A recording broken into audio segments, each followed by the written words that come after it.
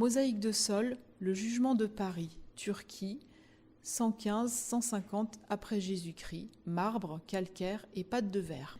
Cette mosaïque décorait la salle à manger d'une riche maison romaine à Antioche, en Turquie, au IIe siècle après Jésus-Christ. Un rinceau de vignes et de lierres peuplé d'oiseaux sert d'écrin au légendaire jugement de Paris, fils de Priam, le roi de Troie. Hermès, le messager des dieux, sollicite le jeune prince afin de désigner la plus belle des trois déesses.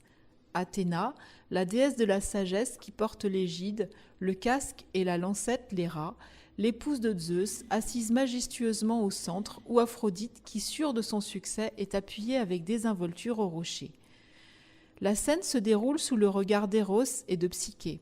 Paris récompense finalement Aphrodite pour son éclatante beauté en lui remettant la pomme d'or.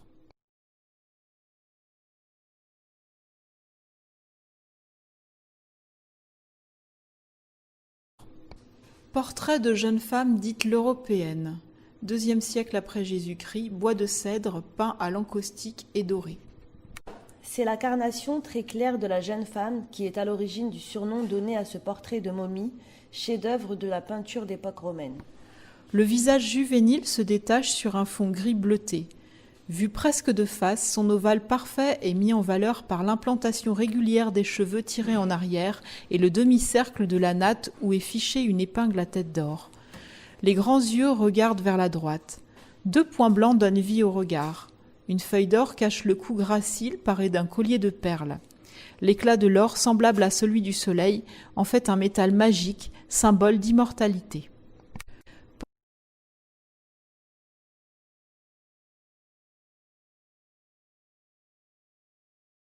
Portrait de l'artiste tenant un chardon, Albrecht Dürer, 1493, huile sur toile. Ce portrait de l'artiste a été réalisé par Dürer alors qu'il avait 22 ans. Il s'agit d'un des tout premiers autoportraits indépendants de la peinture occidentale. Dürer choisit sa propre image comme sujet unique. Il s'agit d'un des tout premiers autoportraits indépendants de la peinture occidentale. Depuis la fin du Moyen Âge, en effet, les peintres avaient pris l'habitude de se représenter dans leurs œuvres. Ils étaient alors facilement reconnaissables à leur façon de regarder directement le spectateur. Cependant, ces autoportraits ne constituaient qu'un élément secondaire dans de grandes compositions dont le sujet était le plus souvent religieux.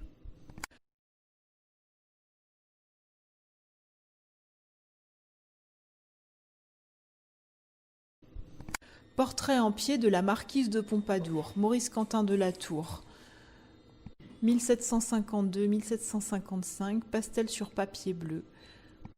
Ce portrait au pastel figure l'une des rares femmes ayant joué un rôle prépondérant dans la vie artistique, intellectuelle et politique du XVIIIe siècle. Maîtresse puis amie de Louis XV, roi de France de 1715 à 1774, elle se veut aussi sa conseillère. Le portrait, commandé aux plus illustres et aux plus doués des pastellistes contemporains, Maurice Quentin de la Tour, éclaire les intentions de Madame de Pompadour dans cet ambitieux chef-d'œuvre créé au fil de l'évolution.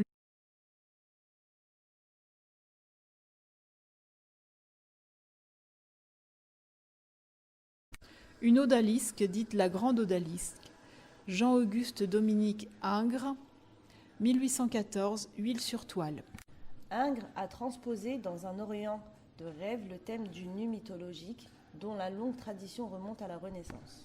Ingres a peint ici un nu aux lignes allongées et sinueuses sans tenir compte de la vérité anatomique, mais les détails comme la texture des tissus sont rendus avec une grande précision. Le thème du nu, majeur en Occident, était surtout lié à la mythologie depuis la Renaissance, mais Ingres le transpose ici en Orient. De nombreuses œuvres du maître se rattachent à l'orientalisme, notamment le bain turc, musée du Louvre, peint à la fin de sa vie. Le nu féminin a constitué le thème favori d'Ingres avec la peinture d'histoire et le portrait.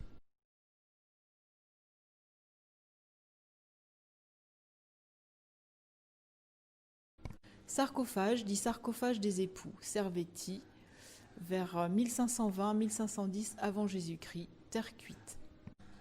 Acquis en 1861 par l'empereur Napoléon III, ce monument a souvent été considéré comme un sarcophage en raison de ses dimensions exceptionnelles, mais il pourrait plutôt s'agir d'une grande urne destinée à contenir les cendres des défunts. Ce monument exceptionnel, sarcophage ou urne cinéraire, provient de Caër, une cité célèbre à l'époque archaïque pour sa sculpture en argile. Il figure le défunt, tendrement enlacé, à demi étendu sur un lit dans l'attitude de banqueteur, selon une mode née en Asie mineure. Ceux-ci font le geste de l'offrande du parfum, un rituel qui caractérise, avec le partage du vin, la cérémonie funéraire.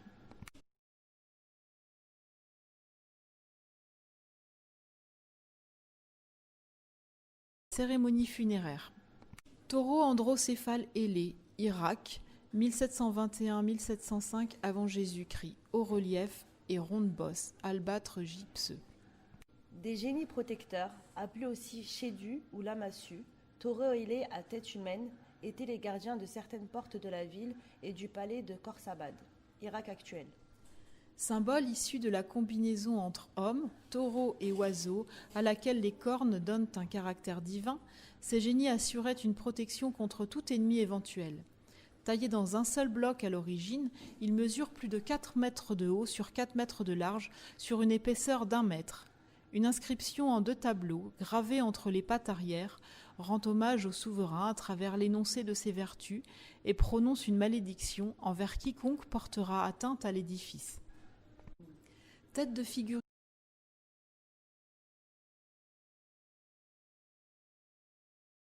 portera atteinte à l'édifice.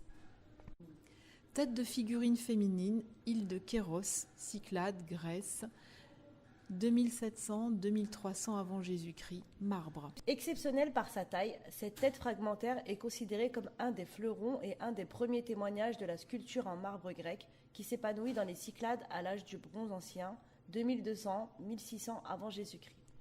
Par sa perfection et son exceptionnelle taille, cette tête est l'un des témoignages les plus importants de l'art qui s'épanouit dans l'archipel des Cyclades, autour de l'île de Délos au IIIe millénaire avant Jésus-Christ.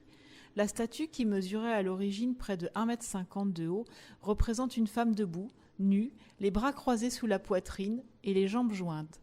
On ignore la signification exacte de ce type de figurine, tout comme leur fonction et leur présentation initiale.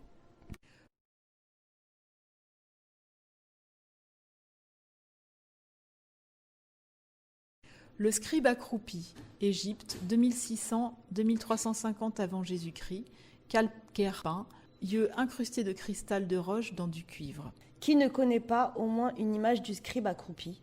On ne sait pourtant rien sur le personnage qu'il représente, ni son nom, ni ses titres, ni l'époque ne précise à laquelle il vivait. Le scribe du musée du Louvre, connu sous sa dénomination de scribe accroupi, est en fait assis en tailleur, la jambe droite croisée devant la gauche. Son pagne, blanc, tendu sur les genoux, lui sert de support. De sa main gauche, il tient un papyrus partiellement déroulé. La main droite devrait tenir son pinceau, aujourd'hui disparu. Ce qui frappe le plus, c'est le traitement du visage et plus particulièrement le travail soigné de l'incrustation des yeux.